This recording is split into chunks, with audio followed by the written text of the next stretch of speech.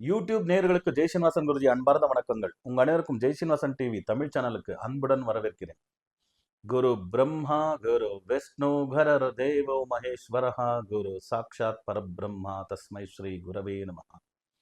ஜெய் சித்தி விநாயகா, ஜெய் சரபேஸ்வரா, ஜெய் மகாகாளி, ஜெய் மகாவதார் பாபா, ஜெய் காத்ரி லக்ஷ்மி நரசிம்மா, ஜெய் ஸ்ரீ கிருஷ்ண, ஜெய் ஹனுமான், ஜெய் ஸ்ரீராம், ஜெய் ஸ்ரீராம், ஜெய் ஸ்ரீராம். நலமா நேயர்களே, சௌக்கியமா நல்லா இருக்கீங்களா? இன்னைக்கு நம்ம பேச போற விஷயம் என்னன்னா, துலா ராசிக்காரர்களுக்கு குரு பயிற்சி 2026 எப்படி இருக்கும் ராசி பலன், இதை பற்றி பேச போகிறோம். உடனே நீங்களா ஜெய் சீனிவாசன் டிவி தமிழ் சேனலில் சப்ஸ்கிரைப் பண்ணுங்கள், நம்ம எல்லா பதிவுகளையும் லைக் பண்ணுங்கள், எல்லா பதிவுகளும் உங்களுக்கு தோணக்கூடிய ஒரு நல்ல கமெண்ட் போடுங்கன்னு சொல்லிட்டு பதிவுக்குள்ளே போகலாமா வாங்க. அதுக்கு முன்னாடி ஒரு சின்ன அனௌன்ஸ்மெண்ட். நிறைய பேர் குருஜி நாங்கள் 1-to-1 உங்களை கன்சல்ட் பண்ணலான்ட்டு இருக்கீங்க, ஆனால் பெங்களூருக்கே வரணும்னு சொல்கிறாங்க, இல்லைன்னா வாய்ஸ் கால் இல்லைன்னா வீடியோ கால், இதுதான் அப்பாயின்மெண்ட் இருக்குது, நீங்கள் வேறு நகரங்களுக்கு வர்ற மாதிரி இருந்ததுன்னா நல்லா இருக்கும். அதனால நாங்கள் சென்னை வந்துக்கிட்டு இருக்கோம், அப்புறமா ஹைதராபாத் வந்துட்டு இருக்கோம், விஜயவாடா வந்துட்டு இருக்கோம், பெங்களூரில் ரெகுலர் கிடைக்கும், மும்பை டெல்லியில் கூட 1-to-1 கன்சல்டேஷனுக்கு அவைலபிள் இருக்கும். நீங்கள் உடனே இந்த நம்பருக்கு கால் பண்ணி டென்டேட்டிவ் டேட்ஸ் எதுன்னு பார்த்து நீங்கள் அங்கே வந்து என்ன 1-to-1 கன்சல்ட் பண்ணலாம். ஸோ நார்மலாக எல்லோரும் ஆஸ்ட்ராலஜி, நியூமராலஜி, வாஸ்து இப்படி தான் பார்த்துருப்பாங்க. நாங்கள் இந்த 3 சப்ஜெக்ட்டும் இன்டர் கனெக்ட் பண்ணிட்டு நியூமரோ வாஸ்து ஆஸ்ட்ரோ சயின்ஸ்ன்னு இன்டர்பிரட் பண்ணுவோம், unique interpretation. So astrology planetary position எப்படி இருக்குது, நியூமராலஜி படி எந்த லக்கி நம்பர் நீங்கள் யூஸ் பண்ணால் நல்லாயிருக்கும், வெஹிக்கல் நம்பர் யூஸ் பண்ணால் நல்லாயிருக்கும், பிஸ்னஸ் கார்டு லேஅவுட் எப்படி இருக்கணும், லோகோ கலர் காம்பினேஷன் எப்படி இருக்கணும், வாஸ்துப்படி எந்த டைரெக்ஷன் யூஸ் பண்ணால் நல்லாயிருக்கும், எல்லாத்த பற்றியும் 1-to-1 நீங்கள் என்ன கன்சல்ட் பண்ணலாம். ஸோ இந்த நம்பருக்கு கால் பண்ணி அப்பாயின்மெண்ட்டை புக் பண்ணிக்கோங்க. இதுக்கு அடுத்தது நிறைய பேர் குருஜி அஸ்ட்ராலஜி கன்சல்டேஷன் பண்ணிட்டோம், நியூமராலஜி பண்ணிட்டோம், வாஸ்து பண்ணிட்டோம், ஈவன் டாரட் ரீடிங்கும் பண்ணிட்டோம், எதுலையுமே ஒரு நல்ல ஒரு ரிசல்ட் நமக்கு கிடைக்கல, போதும் அப்படின்னு ஃபெடப் ஆகிட்டு இருக்கோம் அப்படின்றவங்களுக்காக தான், அப்படி நீங்கள் இருக்கீங்கன்னா உங்களுக்காக தான் டிசைன் பண்ணது இந்த கோர்ஸ் சங்கியா வாஸ்து ஜோதிர் விஜ்ஞானம் 3 days work shop. Friday, Saturday, Sunday இந்த 3 நாள் ஒர்க் ஷாப் நடக்கும். சேம் இந்த பெங்களூர் சிட்டியில் நடக்கும், சென்னையில் நடக்கும். ஸோ டென்டேட்டிவ் டேட்ஸ் எல்லாம் கொஞ்சம் பார்த்து கேட்டு புக் பண்ணிக்கோங்க. ஒரு செஷனில் 24 பேர் தான் இருப்பாங்க. இதில் நாங்கள் 4 வால்யூம் புத்தகத்தை கொடுத்துட்ருக்கோம். இந்த கோர்ஸ் நீங்கள் பண்ணிட்டீங்கன்னா லைஃப் ட்ரான்ஸ்ஃபார்மேஷன் தான், அதில் ஒன்றும் டவுட்டே கிடையாது. லைஃப் ட்ரான்ஸ்ஃபார்மேஷன் உங்கள் ஃபேமிலி ப்ரோக்ரஸ் தான், அதில் ஒன்றும் டவுட்டே கிடையாது. இந்த 4 புத்தகங்களையும் நாங்கள் கோர்ஸ் மெட்டீரியலாக கொடுத்துட்ருக்கோம். ஸோ இதில் அஸ்ட்ராலஜி, நாடி அஸ்ட்ராலஜி, சால்டியன் நியூமராலஜி, வேதிக் வாஸ்து, அதுக்கடுத்தது பாமிஸ்ட்ரி, டாரட் பிக்சர் மூலமாக எந்த நேம் நம்பர்ஸ் இருந்தால் நல்லாயிருக்கும், இது எல்லாத்தையும் பற்றியும் இன்ஃபர்மேஷன் இது இருக்குது. இது கோர்ஸ் மெட்டீரியல் தான் கொடுக்கப்படுது, வெளியில் எங்கேயும் சேல்ஸ்க்கு இல்லை. இதுக்கு அடுத்தது குண்டல் யோகத்தை கற்றுக் கொடுத்துட்ருக்கோம் உங்களுக்கு. ஸோ மூலாதார சக்கரத்துலேருந்து குண்டலினி ஆக்ன சக்கரத்துக்கும் சாஸ்திரார சக்கரத்துக்கும் ஆக்டிவேட் பண்ணி கொடுத்துட்ருக்கோம். ரொம்ப அருமையான விஷயம், பாக்யோதயம். அது நீங்கள் கற்றுக்கிட்டிங்கன்னா குண்டலினி யோகம். இதுக்கு அடுத்தது நிறைய பேர் இந்த பிளாக் மேஜிக், பில்லி சூனிய ஏவல்கள் இதெல்லாம் விட்டுருக்காங்க. ஆகர்ஷண சக்தி உங்களுக்கு இருக்கக்கூடாது, வாக்சாதுரியம் இருக்கக்கூடாது, லக்ஷ்மி கடாட்சம் இருக்கக்கூடாது, பணம் இதெல்லாம் கரெக்டாக வரக்கூடாது, இதெல்லாம் ஏதாவது முடக்கி போட்டிருந்தாங்கன்னா, கட்டுகள் போட்டிருந்தாங்கன்னா அதுலேருந்து வெளியில் வர்றது எப்படின்றது கூட நாங்கள் சொல்லி தந்துட்டுருக்கோம். ஸோ லிமிட்டட் சீட்ஸ் இருக்கும். ஸோ புக் பண்ணிக்கங்கன்னு சொல்லிட்டு பதிவுக்குள்ளே போகலாமா வாங்க. துலா ராசிக்காரர்களுக்கு 2026 குரு பயிற்சி ஒரு 70% ரொம்ப அருமையான விஷயங்கள் நடக்கும். நல்லா இருக்கு. அதில் ஒன்றும் மாற்றங்களே இல்லை. எந்த பிளானட்டரி பொசிஷனை வச்சு சொல்கிறோம்? குரு வந்து 10ஆம் இடத்துக்கு வந்துட்டுருக்கார். 10ஆம் இடம்ன்றது கர்மஸ்தானம் தொழில் செய்யக்கூடிய இடத்துல குரு வந்து உட்காந்துறா நல்லதானே செய்வார். அது என்னவோ நிறைய பேர் குரு இருக்கிற இடத்த கெடுத்துட்டு பார்க்குற இடத்த நல்லா வச்சுருப்பாரு அப்படின்னு தான் ஏதோ சொல்லிட்டாங்க. சிலதெல்லாம் அவுடேட் பண்ணக்கூடிய கமெண்ட்ஸு, ஆனாலும் இப்போவும் அதையே வச்சுட்டு இருக்கிறோம். அது இல்லை. ஸோ ஒர்க்கில் நல்ல டிஃப்ரென்சஸ் எல்லாம் கொண்டு வருவாங்க. நல்ல டிஃப்ரெண்ட் ஐடியாலாம் தோண ஆரம்பிச்சிடும், இன்னோவேட்டிவ் கிரியேட்டிவ் ஐடியாவெல்லாம் தோண ஆரம்பிச்சிடும் ஒர்க் பண்ணுற இதில், பிஸ்னஸில். ஸோ இன்வெஸ்ட்மெண்ட்ஸ் எல்லாம் நல்லா பண்ணலாம், ஒரு இன்கம்ஸ் எல்லாம் அதிகரிக்கும். ஸோ வேறு இடத்துக்கெல்லாம் இடமாற்றம் ஏற்படும், வேலையை விட்டு வேலைக்கு போகிறது. அது நல்லது தானே. இந்த இடத்துல 50,000 கொடுத்துட்டு இருந்தானா அவனே 1 லட்சம் கொடுனா கொடுப்பானா? வேறு எங்கே டிமாண்ட் இருக்குன்னு பார்த்துட்டு இங்கே 50,000 வாங்கிட்டு இருக்க சார், நீங்கள் 75,000 கொடுத்தீங்கன்னா வந்துடுறேன்னா வாங்க இல்லையா? அந்த மாதிரி ஆப்பர்ச்சுனிட்டிஸ் எல்லாம் கிடைக்கும். அதனால 10ஆம் இடத்துல குரு நல்லது.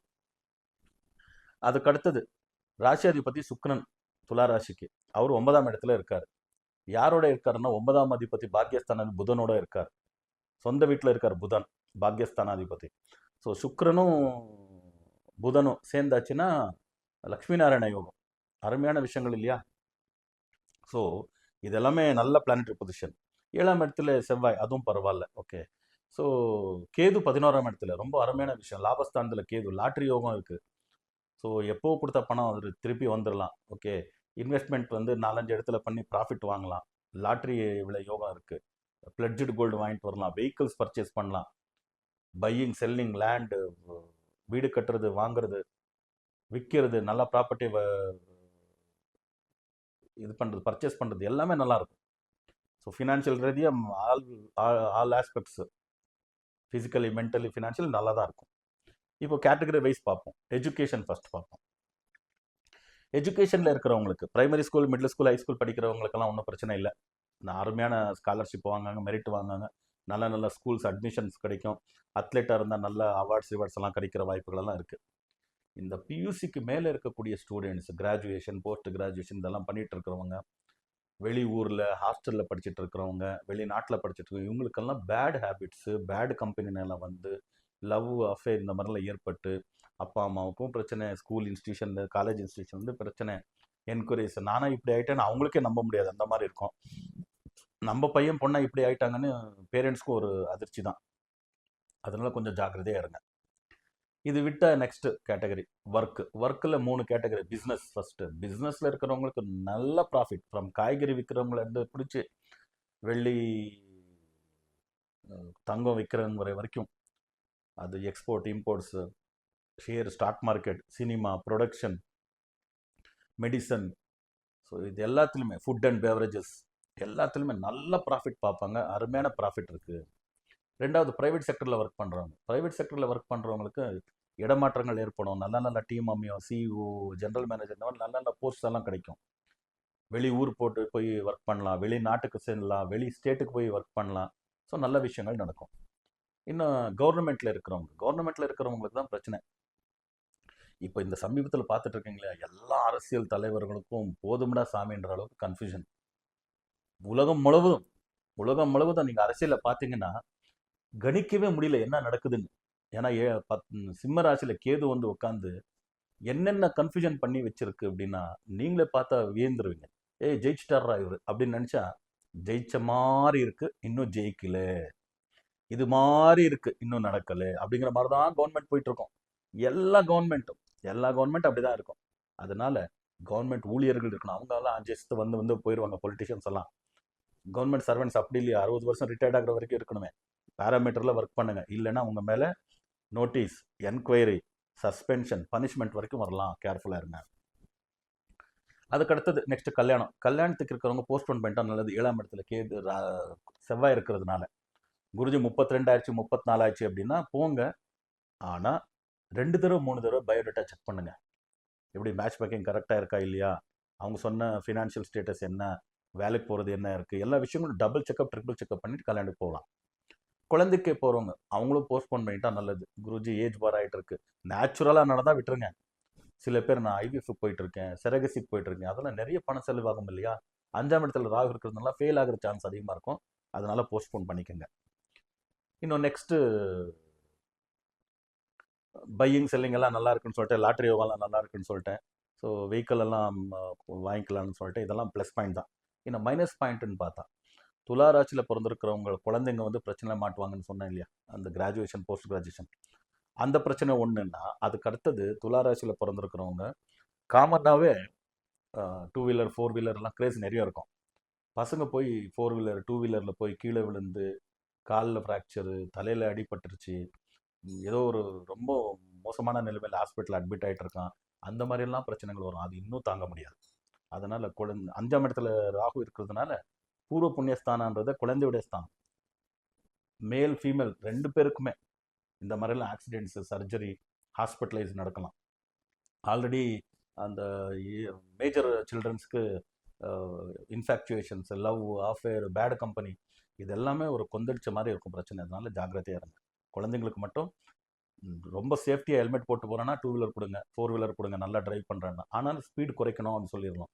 சேஃப்டி ரொம்ப முக்கியம். இந்த வருஷம் நல்லா இல்லைன்னு ஒரு அட்வைஸ் பண்ணி கொடுங்க. 10 டைம்ஸ் வெஹிக்கிள் வெளியில் எடுத்துகிட்டு போகிறேன்னு கேட்டாங்கன்னா 2 தடவை 3 தடவை தான் அனுமதிங்க. அதுதான் நல்லது. அதுக்கடுத்தது 7ஆம் இடத்துல செவ்வாய் எல்லா விதமான பார்ட்னர்ஷிப்பும், ரிலேஷன்ஷிப்பும் தப்பாக்கிறோம். அதனால் ஃபேமிலி ஃபஸ்ட்.